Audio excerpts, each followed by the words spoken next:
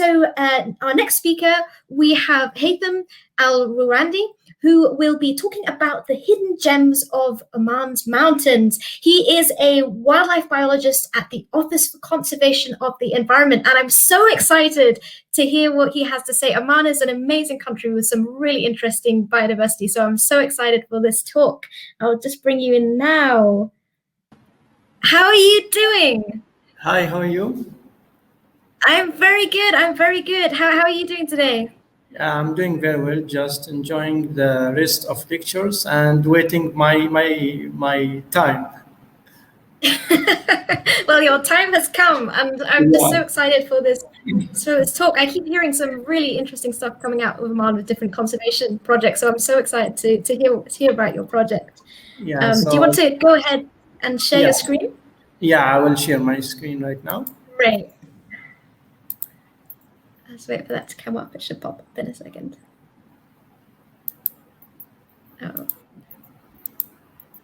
Oh, okay, yeah, it's just popped up. I'll add it to the screen. Is it okay now? It looks perfect. There we go. Okay, this looks great. I'm really excited. Okay, I will dip out now, and the stage is yours, and I look forward to hearing what you have to say. Yeah, thank you, and hi everyone. So today we are targeting one of the hidden heritage in Oman, especially in Hajar Mountains of Oman, which this heritage is the Arabian Tahr, which gained the interest of Oman government since 1974 by establishing Tahr Conservation Project. This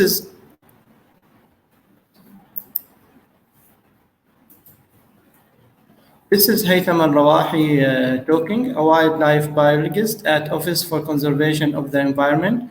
However, within the southeastern quarter of Arabian Peninsula, Sultanate of Oman is located, with a total area of 309,500 square kilometers. A variety of habitats are found in Oman, including wadis, desert, and mountain. Within this habitat, 32 species of terrestrial mammals are roaming. Oman has two mountain chains, the northern Hajar and southern Dhofar mountain. The Hajar Mountains are the highest in the eastern Arabia, running along 650 kilometers in an arc parallel to the coastal line of Oman Sea, previously Gulf of Oman. Although the urban development has placed the chain into western and eastern Hajar, it is still known as Regional Species Endemism Center. An example of Hajar endemic species is the Arabian Tahr, Arabitragus Jayakari. It is an endangered little-known ungulate species found across Hajar Mountain, but now it is limited to small scattered population, except in a serene and Jebel Qahwan Natural Reserve, which has the highest Tahr population in the world. Tahr is a dimorphic animal in which male morphology is different than female. Female body is covered with thick and hard coat, which appear reddish in winter and turn to lighter and softer in summer. Older males grow distinctive beard, long hair on the top half of their legs, and dark mane extending through their back. Also, males have wider and longer horns than female. On the other hand, female have similar body coat, but with less hair, no mane, no leg ruffs or beard. Also, females' body weight is as half as males, which have a body weight of about 35 kilograms. In contrast, Tahr kids lack all of these distinctive body features. Tahr is a muscular, stocky goat-like animal, lives in steep and rocky cliffs, preferring the escape cover of difficult terrain. They have requirement for shade, so they obtain that through the uses of complex and rigid habitat, which enable them to avoid predation too. Since the discovery of Arabian Tahr by Colonel Jayakari in 1894, no conservation action had been taken until the early 1970s, when Tahr was reported to be at risk of extinction. Multiple surveys were conducted and leads to the establishment of Tahr Experimental Reserve in Wadi Serene, a serene natural reserve now. Since then, advanced steps had been taken by Oman government, including laws issuing, reserve establishment, and research project initiation. A large research and conservation project started since 2012 to reassess Tahar area of occupancy represented in the 2008 IUCN Red List assessment, the shaded area on the map, and to predict habitat occupancy across the entire Hajar using 333 trap cameras, the black dots on the map. Detection and non-detection data were retrieved from 300 cameras, but only 139 cameras detect Tahar. From this camera trap survey, we were able to identify probability of occurrence of Arabian Tahr across the entire Hajar, including the existing protected areas. Also, we identified geographically separated Tahr population in Al Brahmi hotspot, marked with one on the map. This area is important to conserve isolated Tahr population and is suitable to be protected area. Within this, by using occupancy probability values greater than 0.28, we're able to predict Tahr area of occupancy from this survey. The estimated area of occupancy is equal to 6,986 square kilometer with removal of areas where Tahr have been excavated. Within this area, Tahr occupy altitude ranging from 81 to 2,315 meters above sea level. The highest occupancy was found between 400 and 1,200 meters, while it peaks between 800 and 1,000. Above that level, occupancy declined gradually. In addition, disturbance, including presence of livestock and proximity to village, has a negative influence on Tahr occupancy. On the other hand, Tahr distribution was positively influenced by rigidness and protection through reserve, which demonstrate the effect of governmental-led protection. Currently, 5 Tahr protected areas exist within the current home range. They are marked on the map with T letter. These protected areas are occupied either partially or fully. An additional one had been proposed in the Satari and Abu Dawood area, while Al Brahmi hotspot being surveyed as another potential site. In order to estimate the population size of Arabian Tahr, we used the distribution map. So area of occupancy had been split into 8 areas depending on occupancy probabilities. Areas with probability value of 1 has the maximum density of 200 Tahr down to 5 Tahr per 100 square kilometer in areas with probability of 0.3. Summing this data across the entire Hajar Mountain, we got a population estimate of 2,446 Tahr individual. According to this population estimate and based on IUCN criteria for red-listed species, we had assessed Arabian Tahr to be in the category of endangered species, and the assessment report had been published. Going deeply, another study had been started in 2012 targeting Tahr ecology, his social interaction and behavior, activity and movement pattern, as well as area or habitat requirement. This study took place in a serene natural reserve, which has a total area of 780 square kilometer. The reserve consists of rocky cliffs and large upper plateau. It has the highest density of Tahr around the world and lower human activity. Through this study, we found that Tahr lives in a group of 1 to 5 individuals. This group either made of single sex Tahr or small mixed sex groups. Within groups, young males and females spend around 6 to 10 months to become independent.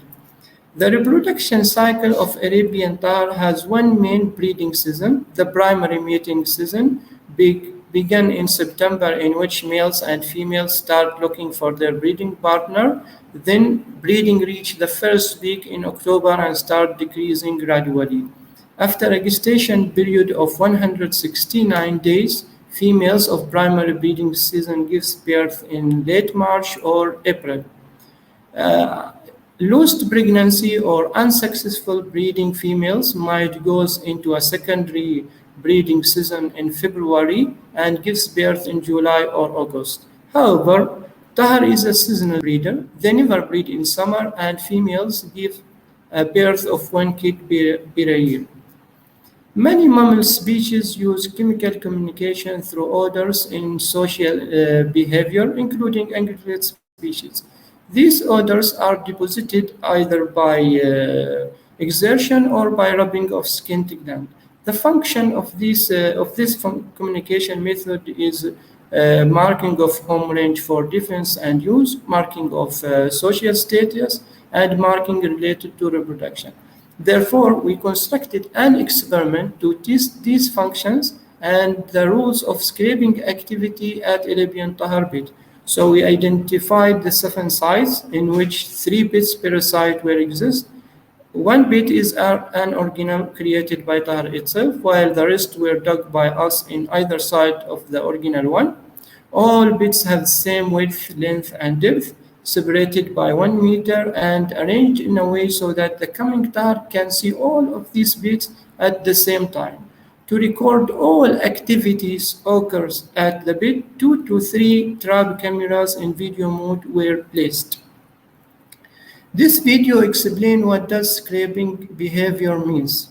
Out of 3,153 video record, 469 records were for scraping behavior, with a total of 17 different behavior.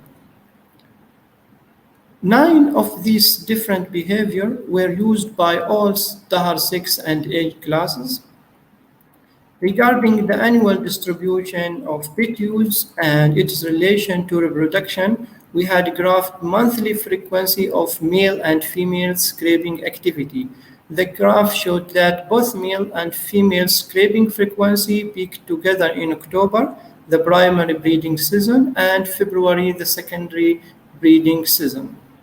Moreover, graphing of scraping frequency of different male size classes showed that the largest male size class scraped significantly more often than small males and large males, which has scraping activity peaks in May and start decreasing toward the breeding season, while the largest male size classes continue their scraping and peaks during breeding season. This explains the role of scraping activities and its relation to dominance hierarchy. Testing that which bit was preferred by Tahr to use, either the unused or recently used bit during a period of 7 days to make sure that the coming Tahr was able to respond to the stimulus left by previous visitor. An experiment had been done through 4 types of interaction. For example, male to female interaction means bit used by male followed by female response. The results indicate that there was no difference between the number of visits to used or unused bits in female to female interaction, while in male to female and female to male interaction there was a significant difference toward the bit which was previously used. On the other hand, male to male interaction has a significant preference toward the bit which was used by approaching male.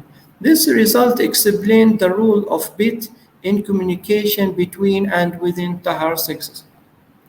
The third objective of this study is tracking of Arabian Tahr through the uses of GPS collars, which provide data on habitat use, movement pattern, and area requirements. So we identified the 2 suitable trapping sites according to their proximity to the camp and because they are permanent travel pathway or water pool.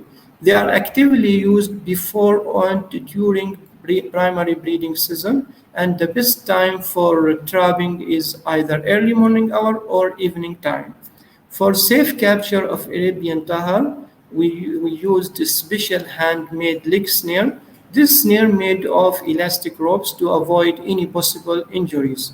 After handling of trapped Tahr, we followed certain steps, including stress reduction by covering Tahr eyes and giving some water, collar fixing, taking tissue sample, having some body and head measurement, and then we prepare Tahr for release after ensuring that no injuries caused by the trap or by ourselves.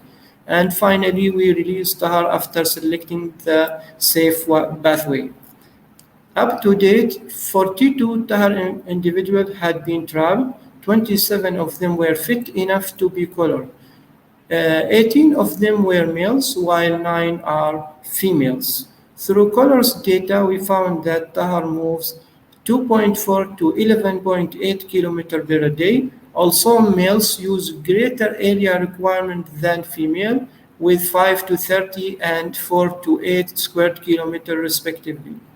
In addition, Tahr activity times peak at 6 a.m. and 4:30 p.m. as afternoon peak. This time turn to early and later night time during summer due to temperature increase. In addition, we found that the annual home range size of male is 7 square kilometer and females 2.8 square kilometer. They are using areas of lower elevation in summer. This is likely due to better availability of water and possibly for energy saving during hot conditions. While in winter, they select areas of higher elevation, possibly due to better availability of food resource in cooler and wetter conditions. Also, males and females select areas of higher vegetation density during the summer, but in winter, females avoid these areas while males continue to select them. Another study using landscape connectivity models showed that Jabal Qahwan and the Salil Natural Reserve are quite isolated from the Northern Reserve in the study area due to the cumulative effect of distance and resistance to movement. This separation was supported by lower level of genetic exchange between North and South. Additionally, 5 separated Tahr populations are affected due to highway embedment of 11 corridors, including Muscat population, Samail population, Mahlah population, Jabal Qahwan population, and As-Satari and Abu Daoud population. Therefore, corridor restoration is crucial for maintaining gene flow between Tahr population. For this reason, and because there was no previous study of the suspected population in Satari and Abu Daoud area, we conducted another study there.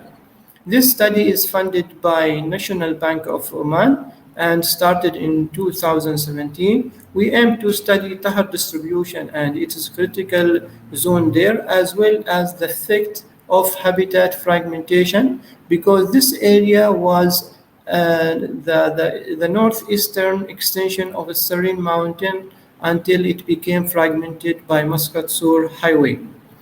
The total study area is 484 square kilometers divided into 121 grids.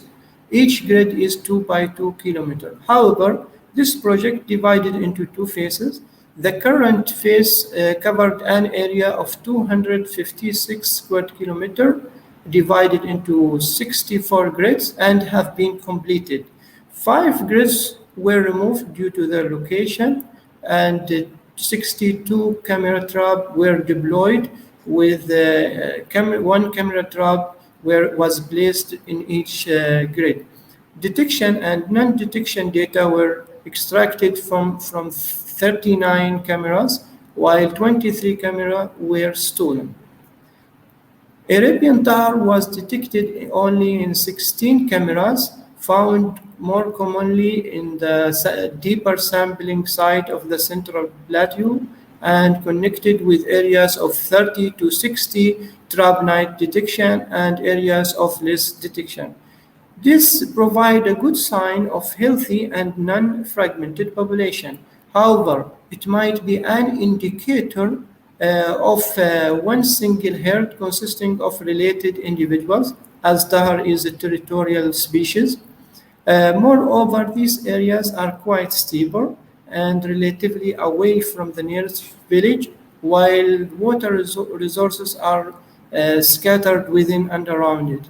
Therefore, this distribution pattern might be for or might be due to the avoidance of human disturbance and to retain closer proximity to the permanent water resources. A negative binomial hurdle modeling for environment coverage showed that elevation and slope was positively influenced Tahar distribution while other variables showed no remarkable effects. This result indicate the evolutionary adaptation techniques and relates to rich plant species zone and higher availability of Tahar foraging species. Along with Arabian Tahr, three competitor and two predator species were detected. Expectedly, an overlap was found between Tahr detection and higher detection of livestock at some places.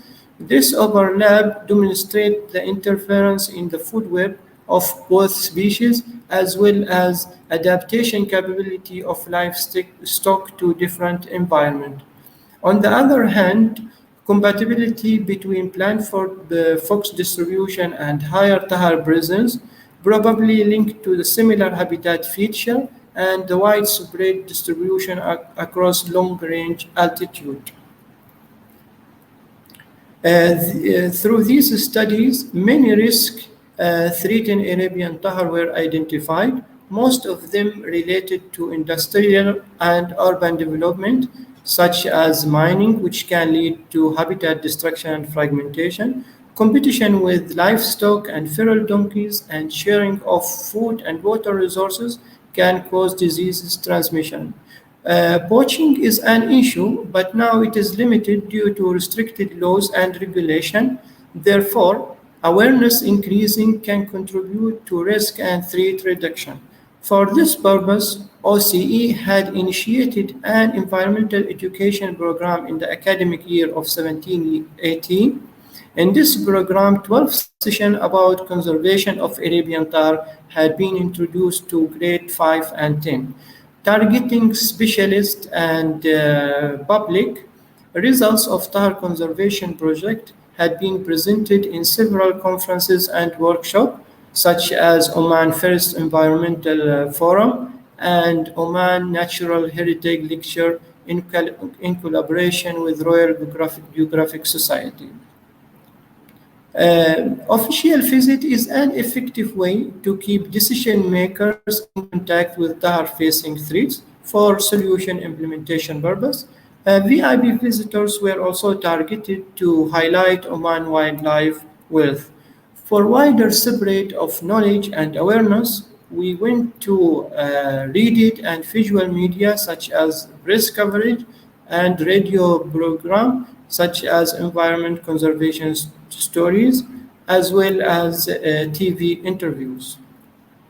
Through these efforts, we were able to update Tahar distribution map, which is used to push forward for establishment of Abu Daoud and Satari protected area and proceeding in proposal of a Brahmi area in collaboration with Environment Authority. Also, our distribution map was used for better spatial analysis. Along with the Tahar table book, IUCN Red List assessment and two journal articles were published, one submitted and another one in preparation. In addition, in-organization reports were published along with thesis master, and we are looking forward for having a PhD thesis as soon as possible. Based on these studies and for effective application of future conservation action, a new 10 years Tahar conservation plan had been prepared. It is ready for submission and approval. The plan consists of 6 main agendas. Most of them deal with Tahr in the wild, either directly, such as habitat management and breeding program, or indirectly, such as resource regulation procedure and awareness and education program. However, this plan can't be achieved without public involvement and institutional collaboration. My special word of thanks goes to Tahar team members for their great effort. I appreciate what they have done and I'm looking forward for more efforts. However, the secret behind all of these successful Tahar conservation effort is the turning from interest to passion. Finally, I would like to thank all of those who keep supporting me all time and thank you for listening. Brilliant. Thank you so much for a brilliant talk. I'd never heard of those incredible creatures until just now. And what an amazing research project. And so lovely to hear about going from the research, the amazing amounts of research that you've managed to do, all the way through to seeing how it's leading to some kind of really concrete conservation action. That's such an exciting story that you're able to tell. And just in the last minute, are you able to kind of say, what do you hope the kind of conservation landscape for these animals is going to look for in the next 20 years? What's the next experiment that you're going to do, or what's the next kind of conservation action that you want to take?